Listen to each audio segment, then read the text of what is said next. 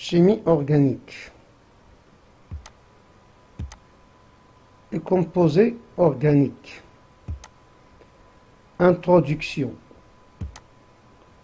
En chimie organique, on s'intéresse à l'étude des espèces chimiques provenant des êtres vivants, animaux ou végétaux. Pour mettre en évidence l'existence du carbone C dans les composés organiques, il suffit de chauffer ou réaliser la calcination, c'est le chauffage, sans brûler, une espèce chimique ou une matière organique qui provient d'un animal ou d'un végétal.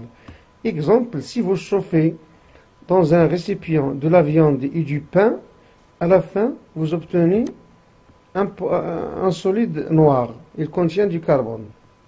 Donc, la calcination ou chauffage montre que tous les composés organiques contiennent l'élément chimique carbone C.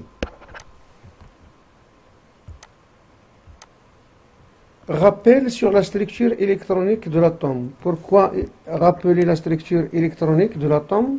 Pour savoir le nombre de liaisons de quelques espèces chimiques, surtout le carbone, qui est le constituant, l'espèce chimique, l'élément chimique essentiel présent dans chaque molécule organique. Par exemple, vous avez l'an dernier l'atome, la structure électronique et le modèle de Lewis. La structure électronique, c'est la répartition des électrons selon des couches K, L, M, N, etc. Le modèle de Lewis, on indique les électrons de la couche externe qui sont responsables des liaisons chimiques. Donc, exemple ici, l'atome de carbone est là, un Z égale 6, c'est le numéro atomique. Z. Donc, ces électrons, il faut les distribuer sur les couches K. K, il comporte 2. Il est saturé. L, il peut comporter 2n carré. 2 fois 2 au carré, 8. Mais le nombre ici, c'est 6. Donc, 2 plus 4, c'est 6. Ça y est. Ces 4 en rouge, c'est pour la couche externe. Ces 4 électrons sont indiqués dans le modèle de Lewis en écrivant le carbone entouré de 4 électrons séparés, c'est-à-dire, voilà, il n'y a pas de doubli d'électrons. On verra par la suite pourquoi. L'hydrogène H, Z égale à 1. Pour la couche K, il peut être saturé avec 2 électrons seulement. Mais l'hydrogène n'a que 1. C'est pourquoi on écrit H point. Le chlore Cl, Z égale 17. Comment ils sont répartis? K de 2, L8, M7. Donc il y a 7 électrons. Comment les répartir? D'abord, on commence à mettre les électrons séparés par 4. Et on commence maintenant à écrire les doublés. Ça vous rappelle la règle de l'octet. Parce que la couche externe d'un atome est saturée, stable, avec 8 électrons.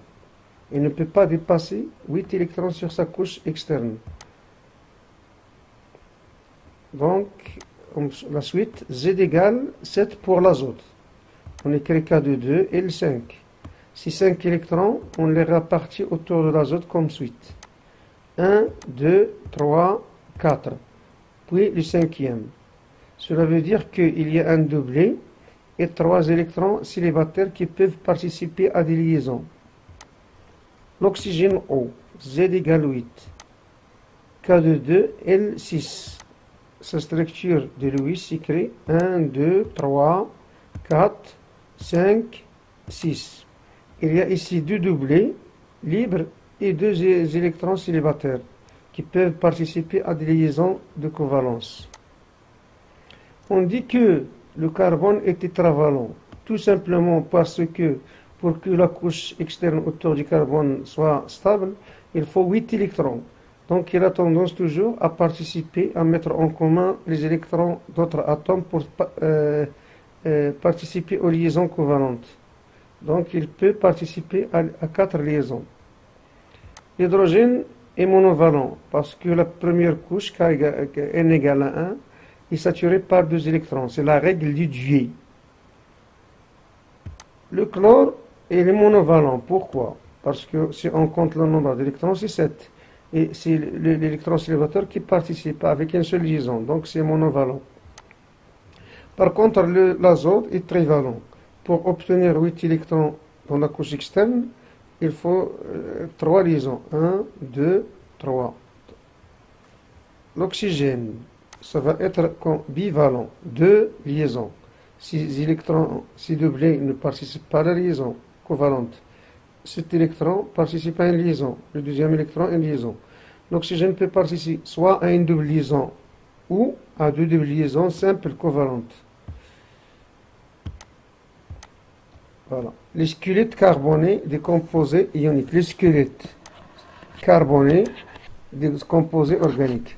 D'après le titre, le squelette, c'est l'enchaînement obtenu en liant plusieurs atomes carbone entre eux d'une part et avec des atomes d'hydrogène. La définition, on appelle squelette carboné l'enchaînement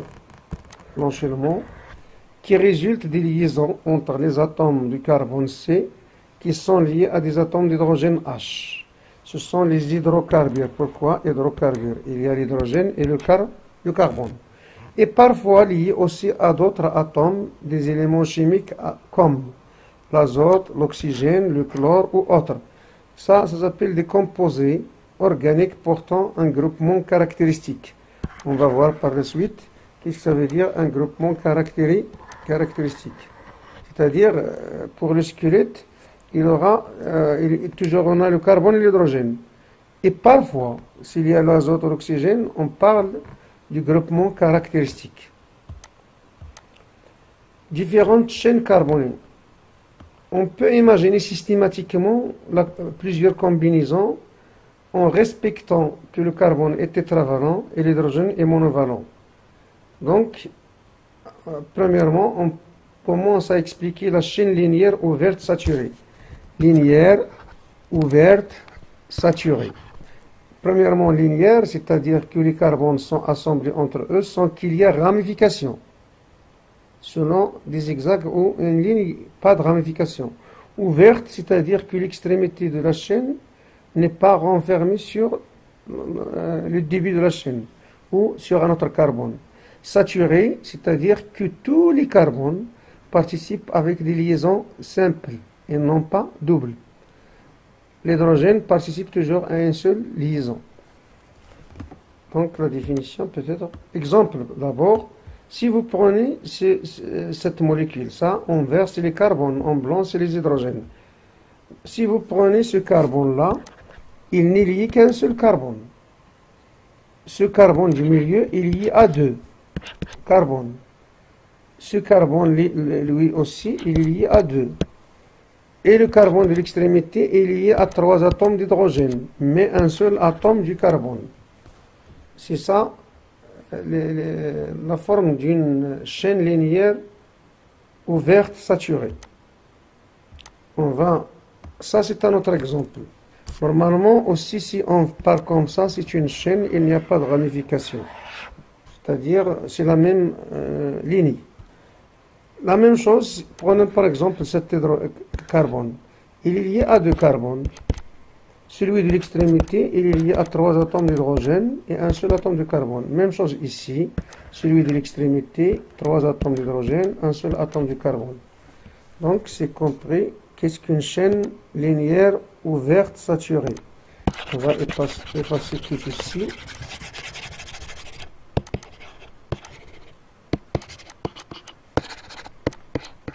Voilà. Et on commence la suite. Comment on peut écrire ça? Ça, c'est le modèle moléculaire. On va écrire comme exemple, en écrivant d'abord la définition, pardon. Vous allez écrire une chaîne carbonée et linéaire ouverte saturée si chaque atome de carbone C est lié à 2 atomes de carbone. Et les deux atomes de l'extrémité, et les 2 atomes et les deux atomes de carbone aux deux extrémités de la chaîne sont reliés à 3 atomes d'hydrogène H, c'est-à-dire un seul carbone. Dans l'extrémité, il est lié à un seul carbone. Maintenant, exemple, si vous prenez cette écriture, vous voyez que chaque carbone participe à 4 liaisons. On appelle ça la formule développée plane. La formule développée plane. Pour simplifier cette écriture, en respectant les liaisons entre les carbones, en indiquant ces liaisons entre les carbones, sans indiquer les liaisons d'hydrogène, on sait que l'hydrogène participe toujours à une simple liaison. Ça s'écrit CH3. Donc la formule semi-développée s'écrit. Normalement, ça, c'est ça, CH3. Ça, c'est cette liaison. CH2, CH2, CH2, CH2, etc. jusqu'à l'extrémité où il y a 3 atomes d'hydrogène. 3 atomes d'hydrogène, les voilà. Les voilà ici. Au milieu, il n'y en a que 2. La suite, la formule brute. La formule brute consiste à écrire le symbole du carbone et de l'hydrogène en indiquant le nombre de chaque atome. C6H14.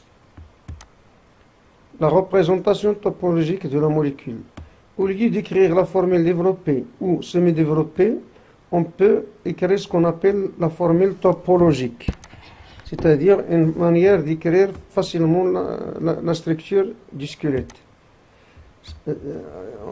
Comme vous voyez ici, ici, ça c'est le carbone, cette extrémité c'est un carbone, cette extrémité c'est un autre carbone, et ainsi de suite. Il y a jusqu'à présent 3 atomes de carbone, mais le nombre ici c'est 6.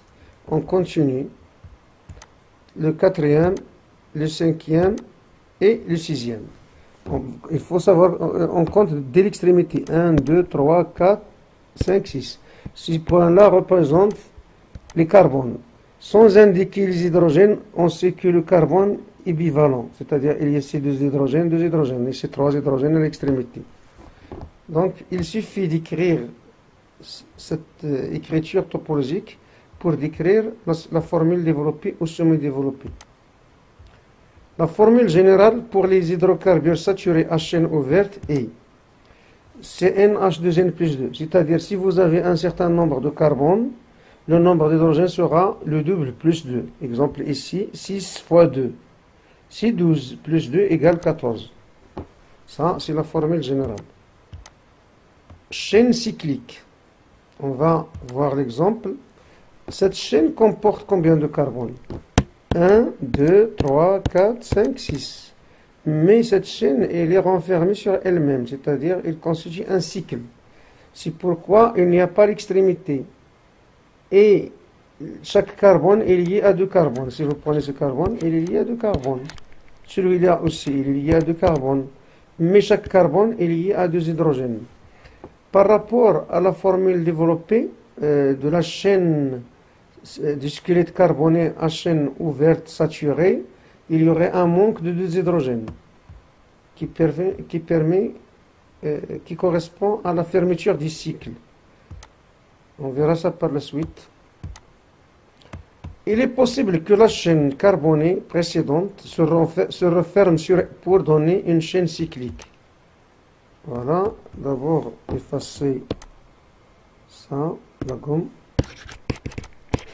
Si vous regardez cette écriture, c'est la formule développée plane. 1, 2, 3, 4, 5 et 6. Chaque carbone est lié à un carbone, mais chaque carbone est lié à 2 hydrogènes. Ça, c'est la formule développée. La formule semi-développée. Voilà. Formule brute. Si vous comptez les carbones, il y a 6. Les hydrogènes, il y a 6 fois 2, donc c'est 12. Donc, leur formule, sa représentation topologique, on verra par la suite, c'est la forme CnH2n. Au lieu de N plus 2. La forme topologique, 1, 2, 3, 4, 5, 6. Il y a 6 carbones. la formule générale des composés hydrocarbonés saturés cycliques ayant un seul cycle. Il faut qu'il y ait un seul cycle. Pour chaque cycle, il faut diminuer le nombre d'hydrogène de 2. CnH2n. Chaîne carbonée ramifiée. Ici, le mot ramifié veut dire qu'il y a une ramification. Mais il est aussi saturé. Saturé veut dire qu'il n'y a pas de double liaison. Il n'y a que des liaisons simples. Une chaîne carbonée est saturée si chaque atome de carbone C participe avec 4 liaisons covalentes simples. La chaîne carbonée est dite ramifiée si au moins un atome de carbone C est lié à 3 atomes de carbone. Attention, ce n'est pas d'hydrogène. Nous avons vu précédemment que le carbone du milieu est relié simplement à 2 atomes de carbone. Maintenant, s'il y a un atome qui est lié à 3 atomes de carbone, on dit que la molécule ou la chaîne est ramifiée. Exemple, ici dans ce modèle, si vous prenez cette ligne de chaîne carbonée, dans ce carbone coloré en vert, il y a une ramification. Ça, c'est la ramification. Ce carbone est lié à 3. Même s'il n'est pas... celui de l'extrémité est toujours lié à 3 hydrogènes. Donc, exemple, si vous regardez bien cette écriture de formule développée, ça, c'est une chaîne. Mais ce carbone-là, hein, celui-là, il est lié à 3. 1, 2, 3. Donc ça, c'est la ramification. Ça, c'est la chaîne. Ça, c'est la ramification, ici. C'est-à-dire comme le croisement d'une route. Donc, sa formule, c'est C8H18. Il obéit à la formule CnH2n plus 2. Pourquoi? 8 fois 2. C'est 16 plus 2, c'est 18. Si vous comptez les hydrogènes, vous allez trouver ce nombre avec le nombre de carbone égale 8. 1, 2, 3, 4, 5, 6, 7, 8. Ou, si vous écrivez la formule semi-développée. 1, 2, 3, 4, 5, 6, 7, 8. Même chose ici, vous avez une chaîne et une ramification au niveau de ce carbone. Son écriture topologique, si vous voyez ici, 1, 2, 3, 4, 5, 6. 1, 2, 3, 4, 5, 6. 1, 2, 3, c'est au niveau du carbone numéro 3 qu'on trouve la ramification de 2 carbones. 1, 3 ici, 1, 2, 3, 1 et 2. Donc ça représente la molécule. C'est l'écriture topologique. Chaîne carbonée insaturée. Le mot insaturé qui est nouveau, insaturé veut dire qu'il y a une double liaison ou triple liaison. Ça s'appelle multiple liaison. Une chaîne carbonée est insaturée si elle contient une liaison covalente multiple, veut dire double ou triple. Au moins, il peut y avoir 2 ou 3 doubles liaisons ou une seule, ça dépend. Si vous regardez bien cette molécule, il n'est pas indiqué bien la double liaison. Voilà la double liaison ici. Mais on peut, à partir du nombre de liaisons, déduire qu'il y a ici double liaison. Exemple ici, ce carbone-là, il est lié à un seul hydrogène et un seul carbone. Voilà 2 liaisons. 2 liaisons. Il manque 2. Donc ça, c'est une double liaison. Même chose pour ce carbone. Il est lié à ce carbone. 1.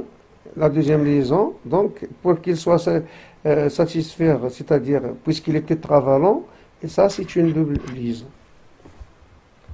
Ça c'est une molécule insaturée. Voilà. Exemple, si vous écrivez la double liaison ici, attention, ce carbone-là, il porte la double liaison. Voilà 1, 2 et 3 et 4. Donc il est tétravalent. Le carbone, on le sait, il est tétravalent. Et le nombre de carbone, ici, 1, 2, 3, 4, 5. Ça va être C5H10. CnH2n. La formule, c'est C5H10. L'écriture topologique, il y a 1, 2, 3, 4, 5. 1, 2, 3, attention. Attention, 1, 2, 3, 4. Mais le cinquième, c'est ici qu'il y a la double liaison, ici, le carbone numéro 2. Et la ramification aussi, c'est ici. On doit ajouter, ça c'est un carbone. Un carbone, il est lié automatiquement à 3 hydrogènes. C'est une écriture simplifiée. Nomenclature du composé hydrocarboné. Vu un très grand nombre de carbone, on va chercher une méthode systématique pour les appeler. C'est comme les chiffres, mais ça dépend aussi de leur structure. On va commencer par nommer les carbones à chaîne linéaire saturée, c'est-à-dire saturée et ouverte. Nomenclature des alcanes à chaîne linéaire, normalement saturée, ouverte. On va partir à partir d'exemples. Ça, c'est un composé organique qui a 2 atomes de carbone avec des liaisons simples. Il s'appelle l'éthane. Vous regardez, il y a une terminaison ane. Et le préfixe état. Pour le troisième, ici, il y a 3 carbones. Ça s'appelle le propane. Ça, il faut l'apprendre par cœur. Le butane, il y a 4. 1, 2, 3, 4. Ça s'appelle le butane. Ça s'appelle les alcanes. Pourquoi alcane? Ils portent le nom an à la fin. Et leur formule générale, c'est NH2N plus 2. Donc, les alcanes ici, c'est NH2N plus 2. Leur formule brute dépend du nombre de carbone. Et le nom, il dépend aussi de ce nombre. La formule, c'est simple. Pour n égale à 1, on écrit CH4. Et ça s'appelle le méthane. Pour n égale 2, c'est C2H6. D'après la formule, c'est 2NH2N plus 2. C'est l'éthane. C3H, combien? C'est simple, 8. C'est le propane. C4H10, c'est le butane. C5H12, ce serait le pentane. Et pour 6, c'est l'hexane. C'est C6H14. C'est l'hexane. Pour 7, ça s'appelle heptane. 8, octane. Pour 9, nonane. Et pour 10, décane. C'est un tableau à apprendre par cœur. Parce que pour nommer les chaînes ramifiées, on doit utiliser ces noms des chaînes non ramifiées, c'est-à-dire saturées ou vertes.